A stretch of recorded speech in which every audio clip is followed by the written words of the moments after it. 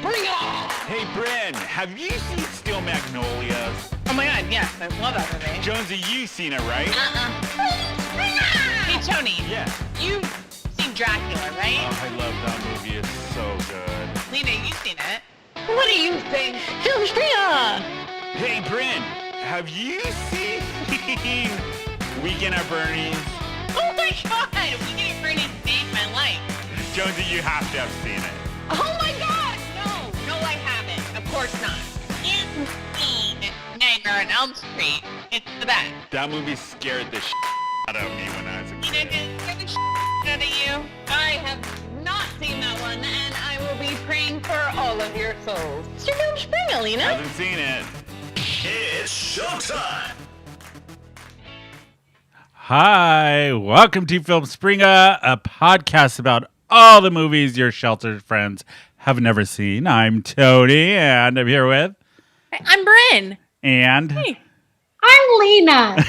our sheltered friend. The sheltered friend. So, you guys, I'm super excited for this week. We have a very fun movie that I am super excited to talk about.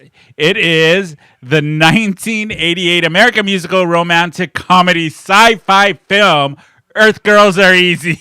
Earth Girls Are Easy. Oh, this was such a joy to watch. I am super tell excited about it.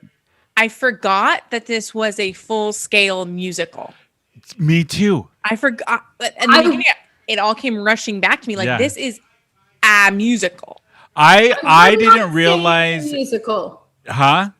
I would not say it's a musical. I would say it's a movie with musical numbers. It does not have enough numbers to be a musical. I disagree with you. That. It has. Well, the one thing I loved about it was that one of the stars of the film, Julie Brown, she wrote the film and she wrote a lot of the music for the film. She was one of the writers on the film. She is a goddamn delight. No, which we're gonna get into. I was waiting for a producer, but he's running around in a bit. But the film came out in 1988, and the one thing I have to say before we watch the trailer to get everybody in the mood is it's very 80s, which I love. But we're gonna play the trailer to get you guys in the mood for the film and all of that. So we're gonna watch that right now. I'm going to show you something that's going to totally change your life completely forever. She's a brunette from Southern California. And he's not. I need romance. I need surprises. A UFO landed in my pool. They captured me. I fed them Pop-Tarts, but you've got to cut their hair. What did you say? They may be from outer space, So, they can still be dates. I think we could just make them look more sort of human. Hey, come on, everybody. We're doing a makeover. but underneath, they're more than human. Wow, you're incredible. I can fix you up with some bodacious chicks just like that. I can't believe you're printing an alien in front of all these people.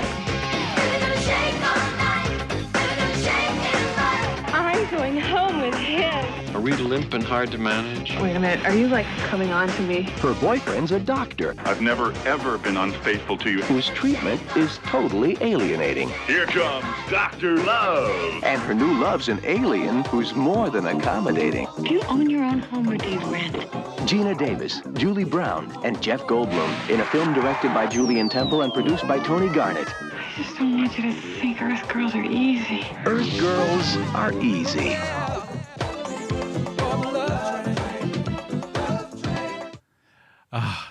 It just makes me so happy to watch the trailer. It's I so love good. it so much. One thing I do have to say is this cast is so good. You have Gina Davis for one, Jeff Goldblum, Jim Carrey, Damon Wayans, Julie Brown, Michael McKinney, Charles Rocket. McKeon. Sorry. Michael fucking McKeon. Playing the surfer dude, the surfer dude, and Michael McKeon, and then Charles Rocket, who there's an interesting story about him I found out when I was researching the film. But Brynne, give us a brief. What is the film about for people who may have not seen it? Okay. This delightful musicale Lena, is Debatable. about a valley girl, a girl in Southern California, which I can very much relate to, being a Southern California girl myself. She is a nail technician at a salon called Curl Up and Dye. I love that. I love that name. So, so it's played by Gina Davis, plays Valerie. Valerie is a nail technician. She is getting ready for her wedding to ER doctor. Is that Charles Rocket? Yes. Dr. Dude. Dr. Dude. Dr. Love. So she's trying to spice up their relationship. So by trying to spice up their relationship, she pretends to be someone else. He thinks that she is someone else, and then she catches him in flagrante cheating on her on the eve of their wedding with someone. Mm-hmm. So completely non sequitur, completely unrelated to the fact that Dr. Love is cheating on her. Her fiance is cheating on her. A spaceship lands in Gina Davis's swimming pool with 3 aliens from, what's it, Jazala, I think. Yeah. Jazala. Gina Davis befriends these aliens, and sort of hilarity and musical numbers ensue as she's sort of just hanging out with these aliens.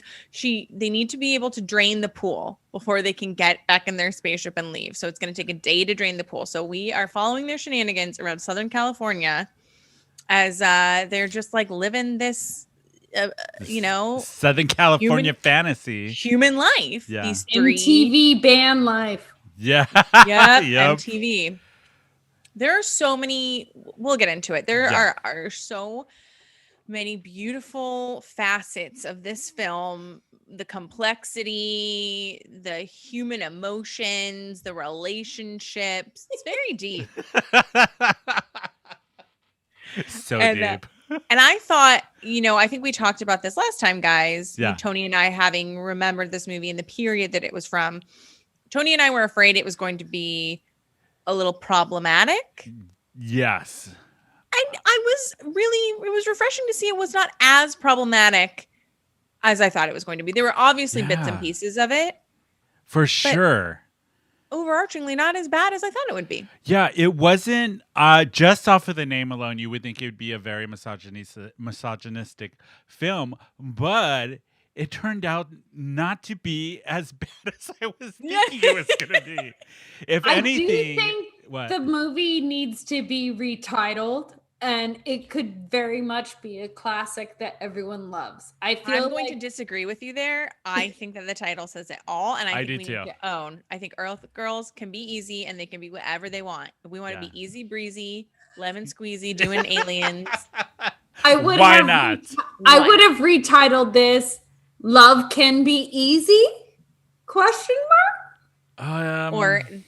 Earth Girls Are Easy. Earth Girls Are Easy? Or My Very True Adventure of Finding an Alien in My Pool and then Boning Him. I like that one there. We want to attract Christians. It's not. I think the fact that there's aliens in it is not going to attract Christians. Maybe Scientology, but that's about it. Yeah, this is a very Scientology. Are any of the people in these movies? Is Gina Davis a Scientologist? Is that what she got talked into making? That's what she did. Did you know in the film that it was originally Madonna was supposed to play Valerie? I see that. I can see that. And if you watch the film, there is a scene. I wonder if you caught this, Brynne, when she is destroying the house, her husband's house or her boyfriend's house, and she's singing her song. She pulls off of one of the shelves albums, and if you look at the album, it's that Madonna. girl? Madonna's Who's That Girl? Yes, Yeah. So the director put that in that. there as like an homage to. For the people who knew that Madonna was originally supposed to play Valerie. Why did she pull out? Did Gina Davis sing that song? No. I did not think so. No, but for people, this movie is very, very much in the 80s. The color, the styling, everything about it is. I loved it. Yeah, and because it was the 80s, one of the cast people in it, Julie Brown, who played Candy, the best friend, I was obsessed with her. I was obsessed with her. Because she had her videos on MTV, like And she had a late night show called "Just Say Julie." Do you remember that, Brynne? Oh my It was gosh, kooky yes. and crazy. It was like so weird. I used to sneak up after bedtime to go and watch it. Not that my parents cared, but yeah, but she started out as a stand-up comedian, and That makes she was like the ultimate Valley girl of the 80s. Like she was a quintessential Valley girl. That was her shtick. So she decided to put out an album called "Trapped in the Body of a White Girl," and a lot of the music from that album made it into the film. But the videos for that album were on heavy circulation on MTV at the time, and that's how she got her show "Just Say Julie," which was a late show at night where she pretty much made fun of celebrities and the videos going around. I think we have the actual clip from the show, yes, of "Just Say Julie." Lena's innocent mind is about to get blown. Come in, MTV, MTV, SOS. else I know her Just say from. Julie I know and her from MTV. some stuff, but I don't know what. I want to know what your parents thought of MTV just in general. I torched Debbie Gibson's car once. You walked in, I woke up. I've never seen a pretty girl look so tough. Every week. Hey, Bobby, let's make a Brady baby. I love it. I was obsessed with her. Like because this came out, I remember watching it probably when I was 14 or 15, the Just Say Julie show. And it as a gay young boy, I was like, she just says anything. She's raunchy. She doesn't give a fuck. And she just goes for it. And she puts it all out there. So when this film came out and she was in it, I remember that was one of the number one reasons why I wanted to watch this film so bad was because of Julie Brown in it. Yeah, she's amazing. So should we talk about when we saw this movie, Tony, you and I, and yes, let's do it. What it has meant to us. Yeah, because this movie, I looked it up, was released in 1988. Yeah. So, Brynne, you're younger than me. I hope you didn't see it when it came out because my parents took me to the theater. How old were you, Brynne, when you saw it? I was definitely in grade school. Okay. I remember I saw it on like TBS or like one of the like replayed somewhere, and it was like back in the day when they were like they didn't bleep things, they didn't take things out. They were like this is not bad. Right. And I remember being in grade school and just thinking like the musical numbers, and it was just so. And I'm sure that I did not get most of the stuff that was happening, but I got the overall theme of the film, which I think was like colors and horniness. Horniness. And I was like, and I on like a primal level could understand that. Yeah. That I was like, this movie is making me feel some fun things. It's got some fun colors. Everyone's so, and this was like, I guess remember when we were talking when we watched Jason? Yeah. And I was like, it's less horny than I remember. Like this is the horniness level that I remember from as like the 90s and late 80s movies that I loved. But I just remember Julie Brown in particular thinking like she was so funny. I know. And seeing a woman be that sort of like irreverent and funny. It was like part of the reason that's when I would start like emulating stand-up comics, and like with the Julie Brown show, like that's where my sense of comedy and like my stand-up comedy like little buds started growing. Yeah, I didn't even know she had this background. She had she was huge in the 80s, even early 90s. She was doing albums. She was in a bunch of TV shows. She was doing movies. But then there was another on MTV. I don't know what from. There was later on MTV, there was another about maybe in the late 80s, mostly early 90s, I would say, another Julie Brown, Downtown Julie Brown, came on the scene, and she was a VJ at the same time Julie Brown was on. So Julie Brown ended up, I think, changing her name to Just Julie or something like that. Yeah. Because everybody was confusing the two Julie Browns. I remember that. Do you remember the other Julie Brown? What was her Downtown? Wubba Wubba Wubba? She was British. Yeah. She had an accent. Yeah. Oh, MTV. She was in a bunch of movies though. Yes. She was in Julie Brown was Camp Rock. Camp Rock on MTV. Is that what you were thinking? She also was in Happy Days in the 80s. Real. She did Laverne and Shirley in the 80s, early she's in 80s. Laverne and yeah. Shirley, yeah. That's where I would have known her. I'm sorry. I got this kind of mean on my dog. Apologies. She's barking. But do you can see that remember Lena's holding up a squirt bottle to the squirt audience, her tiny yes. baby. Of water. Of water? No, it's Oh, vodka. right. She's gonna get her drug drunk. No, That that dog so she'll take a nap. No, Alita's. She was there was a show in the 80s called Scarecrow Mr. King, and Yes. she used to do guest spots on that show, and I remember seeing her in that was that show. a kid show? No, it was not a kid Then I show. didn't see it. Yeah. Yeah, What? Tony, what did this movie mean to you? Wow. How old Where were did- you when you saw it? I had to be around 14 or 15, I think, when I actually saw it, because I remember seeing it, the ads for it, but my mom would not take me to the movies. But I remember it coming on HBO and seeing it on HBO. Yeah. And my mom was like, once I told her, oh, it's a musical, she was like, okay, that's fine, and would let me watch, let us watch it. And I remember I remember the old first musical time, loophole, right? There's music in it. I remember the first I time. had that loophole as a ex-evangelical kid. So Yeah, there you go. The first time I watched it, I was like just eye candy for me. Oh my God. I was like obsessed with it. I was obsessed with Julie Brown. There's two iconic things to every gay boy. There is a makeover in the movie, and there is a dance battle in the movie. Every single thing. Yes. How could you not like Dance it? battle. Right? There was a dance battle. There's several makeovers in this movie. Yeah. Yeah. They come in strong with a makeover musical number. Yes.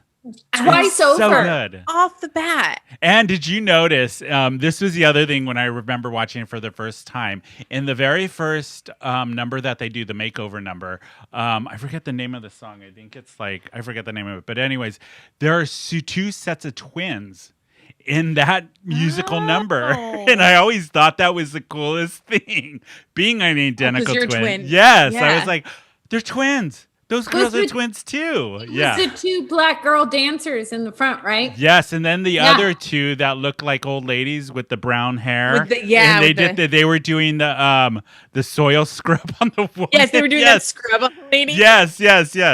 The But yeah, choreography in those scenes and the tight knit choreography where they're doing kicks past each other's shoulders, and I was blown away, especially because that's what I feel like we see in current day movies, like Greatest Showman. But I don't remember seeing that kind of stuff in musical movies from the 80s 90s or whatever. I just loved the visuals of it and how campy it was and how over the top it was. And it just was so, I remember stimulating, just the color. Mm-hmm. And it was so, the one thing I remember as a kid when I watched it, how fun it was. I remember the film being fun, but like you, Brynne, all of the innuendos, it just flew right over my head. I was like, okay, well, I don't get that, but this is fun. There's aliens, and then they turn into hot guys. How am I not going to like that? Yes. He goes home with me. No, he goes home with me. No, ladies. He goes. I don't think that I've ever found Jim Carrey to be a super attractive man, but Until this movie. Did you know the language that they speak throughout the whole movie, The Aliens, is just the lines said backwards?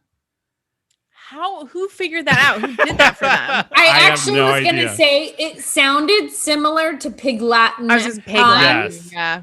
And obviously Pig Latin is that with extra syllables, but there were times where I was like, it's just really I funny. think this is Pig Latin. Yeah. The other the thing opening that scenes when they're doing the subtitles and stuff, they're like, oh look, it's a woman. Oh, she's taking off her breast protector, and I was like, how would an alien know that what a a breast bikini top was a protector? breast protector? Yeah, exactly. Well, because the holographic image that he was trying to bang into working, I assume an old school VCR, had women with bikini tops on. So it was like an alien lady. Yeah. Yes. So how would however, she was furry and still had a bikini top on, which meant in their world, they had a conception of breasts and breast protectors. You know what else I love is that they were horny but respectful.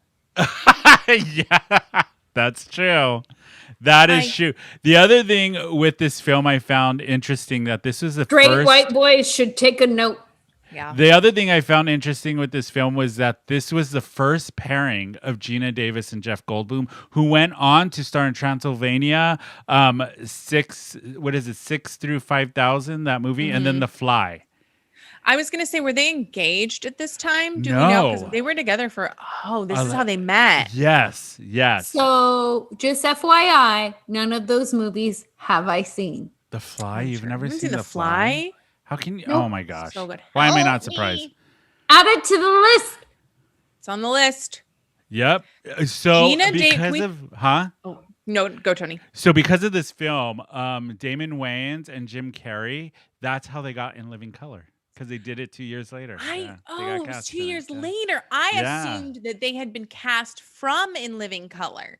That was my assumption. No, because In Living Color didn't start till the early 90s or like 91 maybe or I used 90. to love In Living Color. Yeah, Oh my me God. too. But yeah, Smart of them to pay attention to their dynamic in the movie, because also the whole thing I kept thinking was this movie really exhibits improv actors' skills. yeah, like for sure. Jim Carrey and Damon Wayans. Like, of course, Jeff Goldblum, whatever, good actor, whatever, but like we really got to see them shine with their mimicry and their impersonations Of all of and that. Yeah, because a lot it's of the stuff amazing. Jim Carrey was known for and what he's known for, it was like the first time seeing it in this film. You know what I mean? Which is really like, I totally forgot all about that till I watched it the second time. The film also, it only made, I think, 3.3 or 4 million in the box office. And the reviews were mixed. Like Travesty. Yes. What is his name? With the two famous older guys that Siskel and Ebert. Siskel and Ebert. The ones who doxed Mrs. Voorhees. Yes. Yeah. So they said that the film Poor was, I forget what they said, trashy, something trashy, unbelievable, dumb, or whatever. But unbelievable. It's yeah. unbelievable But that an they alien said- would crash land in a pool in the valley. All right, Siskel and Ebert. But they ended the review with saying that it was a ton of fun. Oh, okay. So I don't know. I just thought that was interesting. The other thing I found interesting was the filmmaker was French. And in the dream scene when Gina Davis afterwards, you see the original 1946 Beauty and the Beast film in there. I noticed that. Yes. And it's because the filmmaker was French and he wanted to pay homage to French cinema. So he put that in the dream sequence. That dream sequence is so weird gnarly, isn't and it? out of place. It's so You're like, bizarre. what is happening and what is the meaning of it? The woman with I all love the the nightmare and the lady, scene. the I tiny get lady it. in the I'm fridge. on it. yeah. Yeah, the what's it called? It reminded me of. I'm like, did they get Total Recall? Get that idea from the woman with the 4 breasts? When Dr. Love is like the girl with all the boobs, and then the tiny lady in the fridge. I'm like, what is this? The tiny lady in the fridge. I totally forgot about that. Oh no, I got that. It was her mother-in-law. She was fearing. Oh yeah, her mother-in-law. I like the neighbor. The crazy neighbor. Mrs. Merkin. Merkin. You know what a Merkin? Everyone. Hair and her hat made for her hair. Yes. And just for our audience, everyone knows what a Merkin is, right? Explain it, Brynne. Just in case.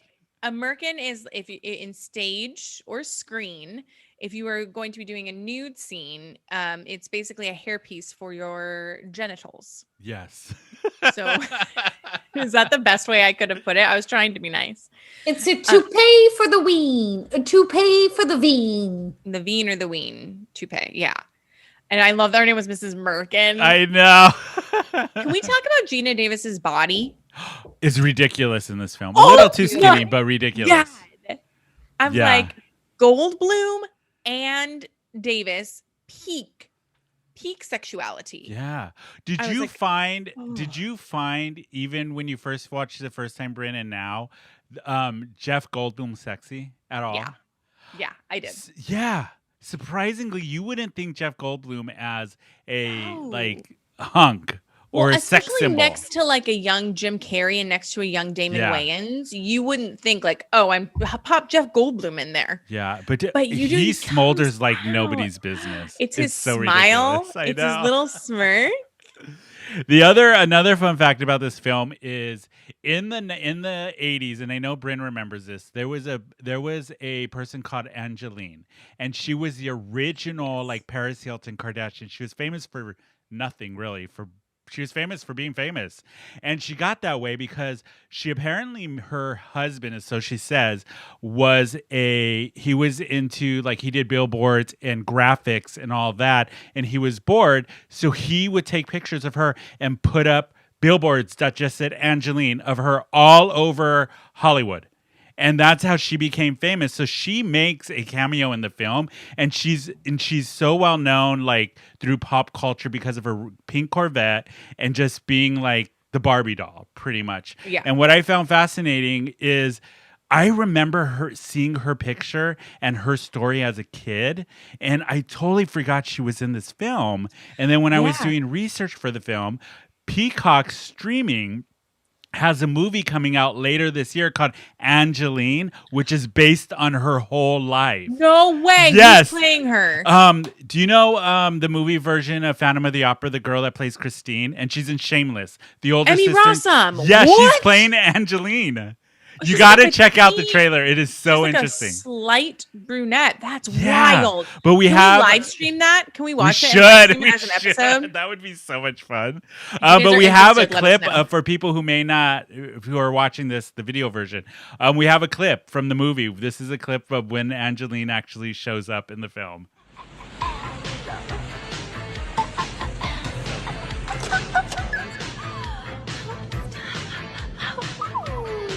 You're such a sweet. Where are they, man? They're in that green pile of junk.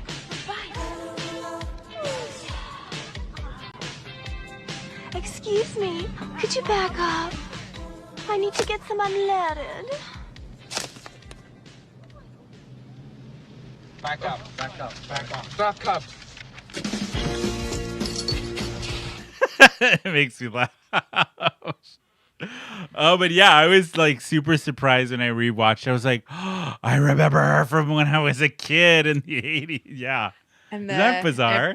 Everything about her, the boobs and the outfit, and she drives that pink. Is it a Lamborghini? A Corvette in the film. Corvette, and she is She driving. still drives around Hollywood with it till this day. What? Yeah. Really? She's Yeah. alive? Mhm. She's alive. Yeah. What does she look like? That, but just Same. older. I was gonna say more Yeah. plastic. Yeah. It's insane.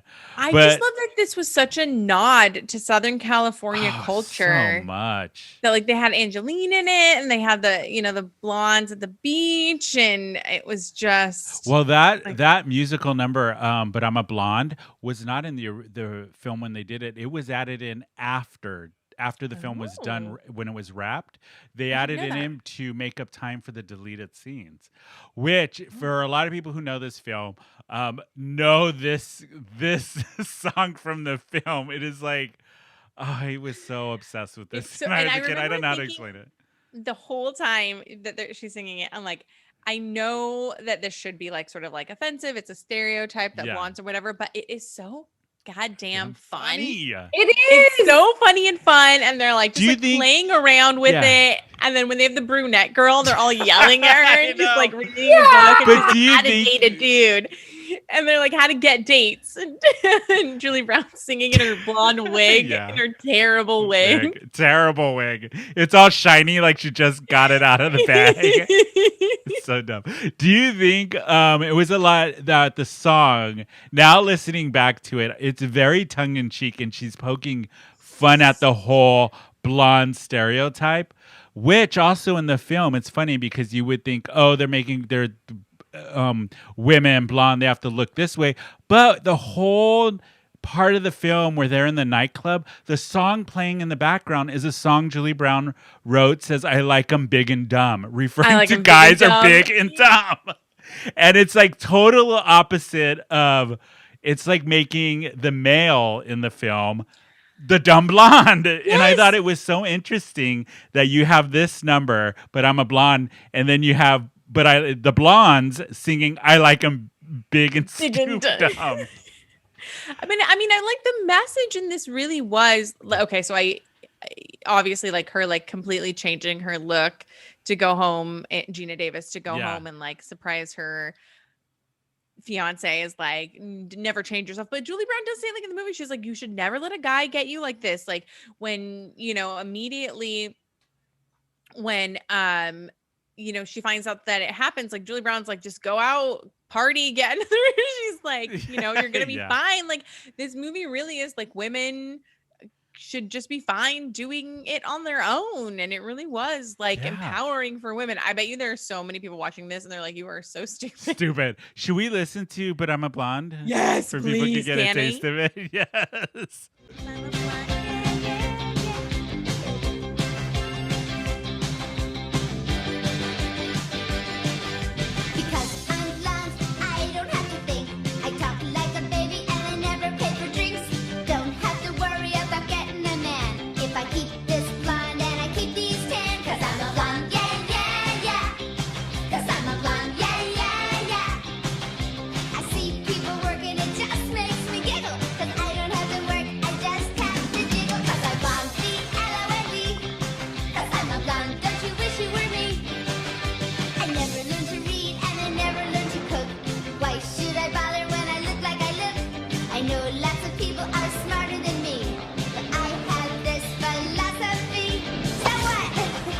That's one of the parts I love is when she's like, I have this philosophy. So what? So what? And then the other part of that song that's later in that part of the movie is when she's like, I did a film. What's the line? Duck Magnum. Duck Magnum. When I rewatched it this week, I was like, oh my God, I remember as a kid just thinking it was so good. So funny, like so tongue-in-cheek. Yeah, so another little fun fact about this film, well, not really fun, but Charles Rocket, the guy who played Dr. Ted, he got fired from SNL because on one of the skits, what character did he play, producer he was Rob? On you know SNL? When he got fired? Yeah. He was playing JR from Dallas, and at the end of the SNL, when they come out and they say thank you and everything, he stayed in his costume in the wheelchair and in character. And one of the other people had asked him, like, I forget what they asked him, but he said, I'm waiting to figure out who fucking killed me as JR. And it was on air. He's not dropped allowed the to F-bomb, cuss. and he got fired, and the producer and some of the cast as well. But the tragic thing with him was the way he died. He's found dead? him. Yes, they found him. He looks so young. I know. They found him in a field near his house. I want to say Connecticut or somewhere like that, with his throat slit. Oh my God! Yes, and the detective said it wasn't a homicide, and they ruled it as a suicide. Bullshit. Thank you. That's what I thought when I read it. This is some Phil Hartman shit. Yeah. No, I don't believe isn't that bizarre? Let's get the My Favorite Murder Girls on this. Like, say, no, how did this happen? No, let's get the Don't Fuck with Cats on the internet people on this. No. Don't fuck with. Yeah, because if I want to kill myself, I will often take myself to a field. And cut my throat. I don't know. Elliot Smith stabbed himself in the heart, so I don't know. It's such a risky way because there's so many ways you can fuck that shit up. Fuck it up, yeah. And why? Like, I don't know. Why wouldn't you? Bizarre. If you're gonna go to a field, shoot yourself in the temple. And he was an actor, so obviously had some money to buy a gun. If he was, I don't know. It's just, it seems like one of those Hollywood stories that I'm like, oh, there's more to that. That someday it's going to come out. Friend of the Clintons. I have no idea. Don't. I know. Was he a friend of the Trumps? Who knows? No. Was he? Maybe. Who knows? But all in all, the film, for me, it was just so good. It was so good when I first watched it and now. I'm curious to get Jonsy's point of view on this because this is the first time she's ever seen it, first time she's ever heard of it. And she's hated all of All our of other it, picks. yeah. And this one, I was very happy when I got the text, like, I love it. So what is your initial take on this film, Lena? Okay, and wait, can I just point out for the people at home who are just listening to the podcast? Yeah.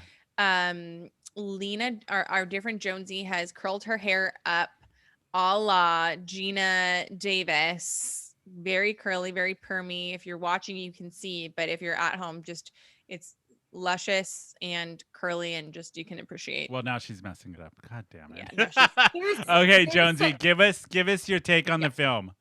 Guess Your what, take. guys? I'm not naturally curly haired, so it's not a total success. It looks great. However, let's just pretend I look like Gina Davis in the final scene when she decides you, Mac, are Mr. Right. Right. Oh, yeah. The aliens' names are what? Mac, Zebo, and Murmur. Weepaw? I can't remember. Whiplock. Something Whitlock. like There you go. Yeah. Yeah, Whiplock. So, Jonsy, what was your take on this movie watching it the first time? I loved it. I appreciated all parts of it. It was not something that I felt like I couldn't get behind because it didn't stand up to the test of time. I very much recognized the time frame it was in, and it worked for me. I loved the dance off with the Wayans brother and the other guy, and he's like, dance with a zero. I know. Why dance with a zero when you can dance with a hero? No. Wayans, I know. Why dance with a hero? When you can dance with a zero. I'm going to say that next time I'm out. Repeatedly, he was like, want to dance with a zero? All through the movie. That was his tagline. Want to dance Loved with a it. zero. I also felt like this was the exact perfect 80s movie for me, even though I was watching it 30 years some odd later. That makes me feel bad. I love this movie. I love it. I wish this was one of the ones that I wish people had shown me sooner. So you could rewatch it, appreciate it, and really get into the music, learn your favorite lines, all of that good stuff. It also, I know it's extremely misogynistic in a lot of places. However, as a theater professional, this was the misogyny I could get behind because this was the misogyny I played into to get the parts I wanted to get to. Oh, God. Oh, God. And I know that's bad. Well, was it, for both of you, was it problematic in the film, watching it over? Not to me. No? It wasn't as bad. The only part that I was like, this is kind of bad is when they make that nurse strip. And the guy in the cast refuses to use the call button. I was like, I don't like that. So, I totally forgot. She's the same nurse that started to go into an affair. Didn't know. She was like, I'm not into your weird stuff. What's happening? She was very upfront about it. So I have two additional. He gave a hickey on the doctor's neck and then kept showing up. So I have two little additional things about the film. You know the scene with that nurse with the cactus? Where she first gets so when they first filmed it, the cactus the needles were not showing up on film whatsoever. So they had to put nail polish on all of them so they would actually show up on film. That's so funny. And what a got weird stabbed detail. repeatedly for I no know. reason. You know she did. She's like, get that off of me. What are you doing? The other thing is you know the scene where the two cops in the car and then he does a love touch and then they become, if you watch right before when they get in the car and you look at the little thing dangling from the window, it says tight butts drive me nuts. Yes. And I found it so funny that they had that and then they tie into a gay scene. So I'm like, maybe they were lovers to begin with. Well, because I was thinking, does that just unlock really what you want inside your heart, that love touch? If so, was her fiance really wanting to bone her cat the whole time? And what was so was the love touch a nod to E? like ecstasy. Well, do you notice the way they filmed it? It kind of had that with the And the moving and the touching lighting, and and- yeah.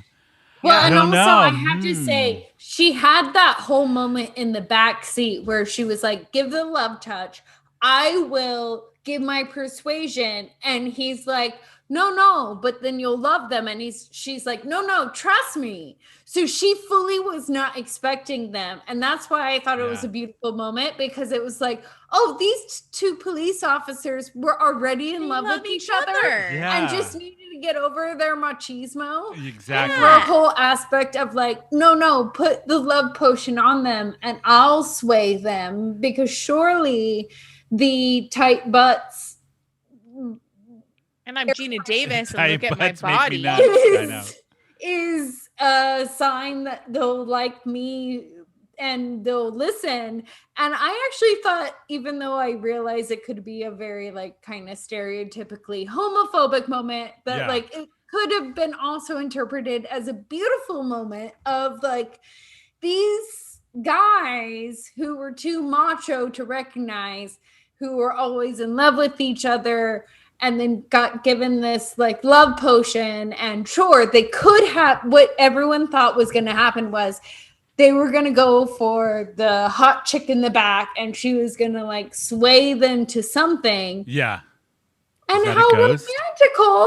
No, it's my daughter. Oh, okay. But they actually loved each I other. know. And then at the end, he's like, Max, like, good luck house hunting. And I was Yeah. like, they have plans already? Also, too, to put this in the film in 1988, you know what I mean? You got to also think, Make it a sweet moment. Yes. Yeah. And I think maybe younger people who may see it now may have a problem with it and be like, this is blah, blah, blah, whatever. But I think you got to take into consideration when the film was made and stuff. You know what I mean? They made it sweet. Like, they, you So know. in our chat room, Michael Perry, who's watching, hi Michael. He asked, did Gina Davis get a boob job after the movie? That is a great question. I wonder That if is she a great did. question. I wonder. Wait, what are we comparing her to? body is like a coat hanger. I know she's super thin in the film. But what are we is comparing wild. her to? Angeline's boobs. I don't know. No, I'm saying. Oh, like have to her compare- versus her Yeah. in like Beetlejuice or like Beetlejuice or what League was of the Their one where she Own. was the assassin? Oh yeah. With or what Samuel about Jackson. the pirate one? Oh, 'Cause the she's got, treasure, but I don't know if treasure that's island. like a corset. Yeah. Let's Like- also face facts that boosting bras are a beautiful thing. That's true. True. So Jonesy, now we're gonna get into what would your parents have thought about this? Oh my Would gosh, this yeah. be a film back then that they would have been like, and why? Growing up very Christian and all of that good stuff. So let me just move the flat part of my bang. Lena's playing with her perm. I know she's playing with no the one can perm. see. Yeah. I She's tried to forgetting do we're a on a Gina podcast. Davis look. I had one part of my bang that did not cooperate. So this is my best Gina Davis look, you guys. Most And people if you're on can't the see podcast, you. Oh, we'll take sucks a for picture you. we'll take a picture for Instagram. There you go. How Okay, about give that? us your feelings on your parents. What they have So thought? Ma and Pa Jones would have never liked it from the get-go because of the title. Yeah. Earth Girls are easy to get along with.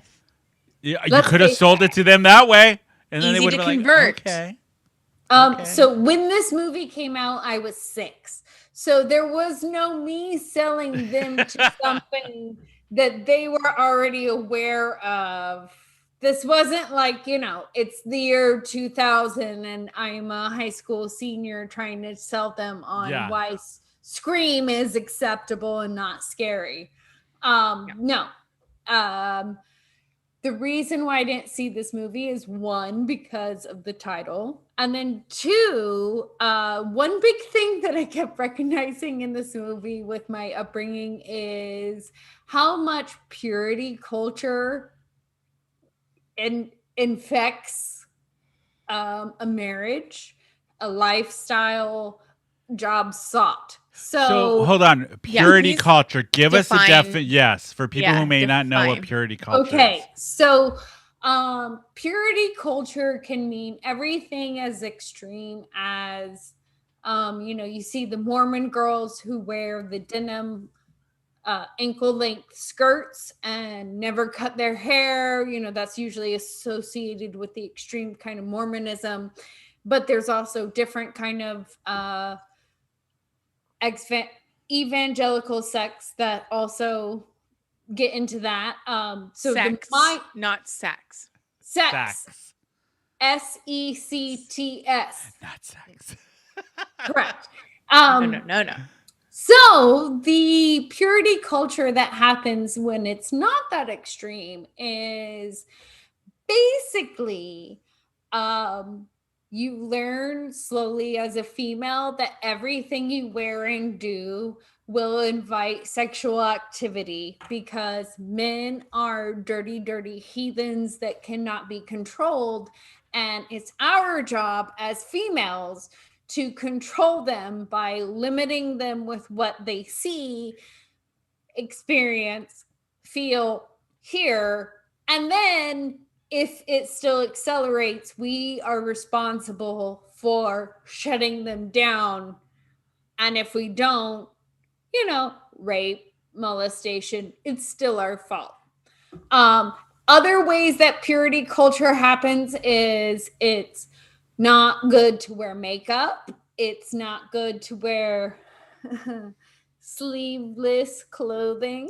Tony and our eyes are bulging out of our heads right now. I purposefully wore a lot of makeup and did my hair and wore sleeveless clothing because I am a sinner. Well, we knew that. Wild. I know, but so how would purity culture tie into this film? Okay, so how purity culture ties into this film is the damsel, Gina Davis, would never have been put in a situation of her husband being cheating on her if she was not so vapid and materialistic to care about the external things like nails, hair, makeup. If she just didn't care about those things and only cared about being a wife and doing jobs that contributed to the household or to a greater sensibility of the Christian good, their marriage or their potential marriage would have never had introduced the negative, sinful things that would then lead to greater desire. In other words, if she never wore makeup, she wasn't a nail technician and she didn't care about her hair, her husband would also not care about those things because they as a family whole would not care about those things. They would also be living separately, so it would not matter about their sex life because they weren't married yet. Their marriage. Okay. Got it. Okay. Because none of these frivolous things like appearances, nails, hair, makeup, how outside world perceives of us, if we don't invite them into our life, they cannot infect us and then make us not appreciate each other on a basic level.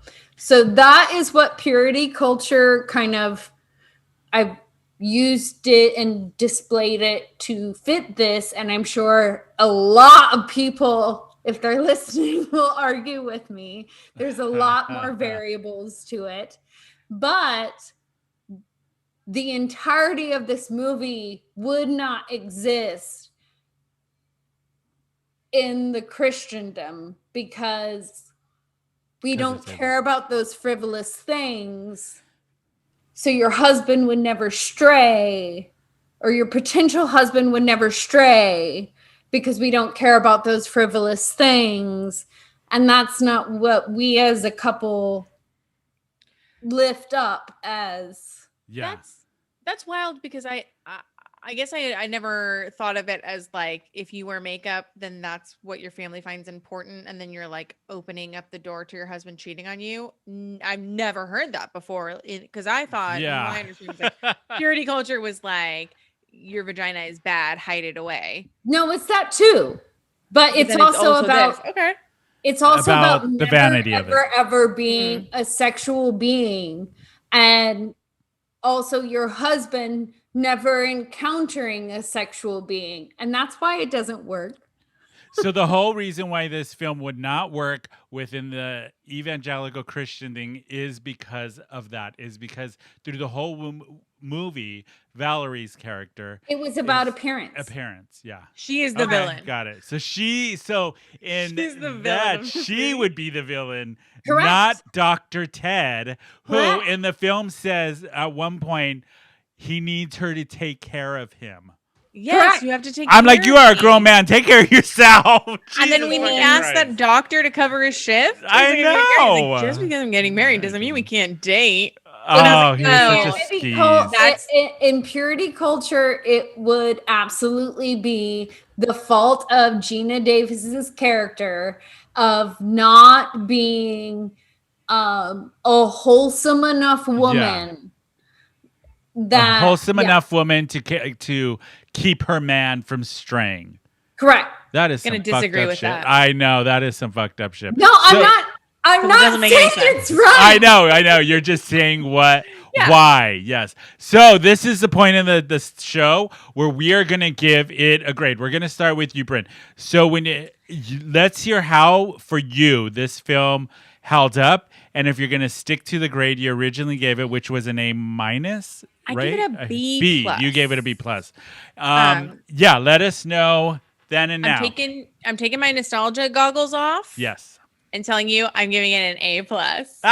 Yay! A+. So much better than I remember it. Like 100%. I delighted.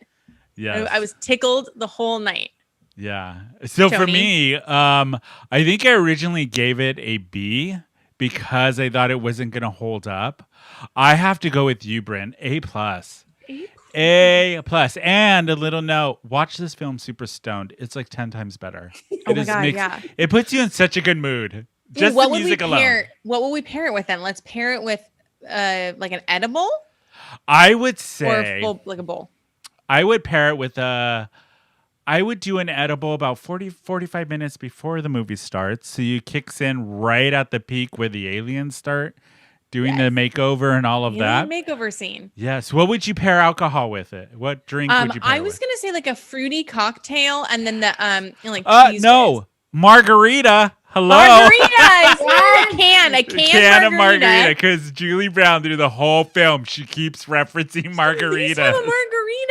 So and then a cheese can whiz. margarita and cheese and whiz. a low-fat And cheese Pop-Tart that's totally natural. And cheese an whiz. organic low-fat Pop-Tart and cheese whiz. There, that's perfect. Okay, so Jonsy, what are you gonna give grade wide this film? Seeing it for the very, very, very first time ever. 10+. I loved it. That's an A+. I love it so much. So this will be the first film all of us have given an A+ to. Yeah, all of us Yeah. have agreed. Also, I feel like, okay, being someone who has no nostalgia, Yeah. it holds up because you can watch it recognizing, like, obviously, I don't get offended by the phallic ships landing deploy. I have to say, Michael, yes, I miss Julie Brown too. After her. watching this film, I was like, oh my God. back. Where Her is she at? songs, Where is she her at? Come Bond back. songs, Yeah. and she's Do you think we not could get her even on the show? blonde. We should get her on the show. That Let's would be try. fun. It's not What are you doing, offensive. Julie? Call us. I know, Julie Brown. We forgot to do our 6 degrees of separation. Oh, I can do that's it really right. quickly. Can you? Okay. Okay, we had Okay. picked Gina Davis Because I can't. to Jean-Claude Jean-Claude Van Damme. Thank you, Brynne. Which I've never seen a single Jean-Claude Van Damme movie. Okay. We But got to I watch feel like- Bloodsport to get at Yes, some point. Bloodsport's Okay, how so did good. you get to this? Because I couldn't figure it out to save the life. Jean-Claude Van Damme is in Time Cop with Mia Sarah. Oh wow, I Mia totally forgot Sarah about that movie. is in Legend with Tom Cruise. Tom Cruise is in Top Gun with Meg Ryan. Meg Ryan is in Prelude to a Kiss with Alec Baldwin. Alec Baldwin is in Beetlejuice with Gina Davis. Thank you. How does she do this? I don't know. Every week, I don't know how she does it. How? Yeah. That's And insane. then we still have to pick our next movie so everyone can watch along. Wait, with us. before we do that, Lena, have you ever seen Legend with Tom Cruise? No, because it would have been the devil. We got to watch that. It's literally the devil. It's literally the devil. So good. There was a guy with that devil movie. horns in it, Yes. and then there was a Scientologist. Of What course, if I that was never the saw one? it. What if that was the one movie her parents were like, "Yeah"? She's like, yeah, that one's fine. The devil's in it. No, it's Good. That's good. Okay, Anything Jonesy. Jim Henson, yes, but Okay, Jonesy, we'll start with you first. Final thoughts on the movie in a sentence. loved it. Watch it. Even if you're sheltered, it holds up. Do it. Yes. And Brynne, final thoughts before we pick our next movie? Colorful horniness. If you like these things, please watch and enjoy this movie with us. I'm going to say watch it just for Julie Brown. Yeah. Then go on YouTube and look up all of the Julie Brown shit. That's what I'm doing tonight. You'll get into a Julie Brown K-hole so fast it'll be Julie's got amazing. a gun.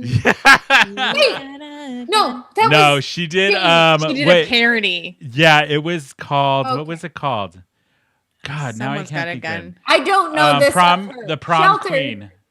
It was Debbie smiling and waving her gun. Remember this? Picking off cheerleaders one by one. Oh, Buffy's pom-pom just flew to bits. Oh no, Mitzi's head just did the splits.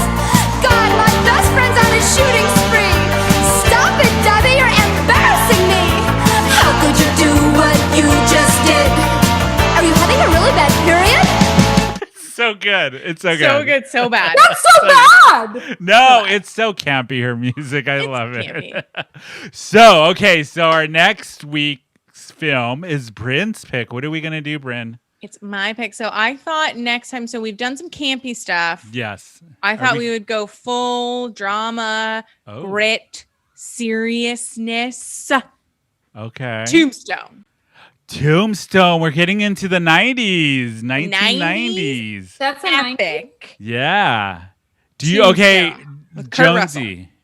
What do you think this film is about? Based do we have off the poster of for her? I don't need the poster. Okay, go ahead. I almost went there on a vacation. This is kind of self-explanatory from the title. Right, So Tombstone was a town. where? And some shit went down. And some other cowboys and other racists and brothel madams tried to not make shit go down. However, they all failed because eventually the town just failed.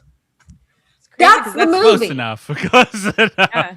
Brynne, how old were you when you first saw this movie, and what would the grade be? Ooh, I was far too young. I was probably in like the 4th grade. Okay. And what would you have given? What would you grade A. the movie? It's one of my favorite movies. Okay, we'll see if that. When was the last time you watched it? Yeah. Probably a year ago. Okay. I Wow. own it.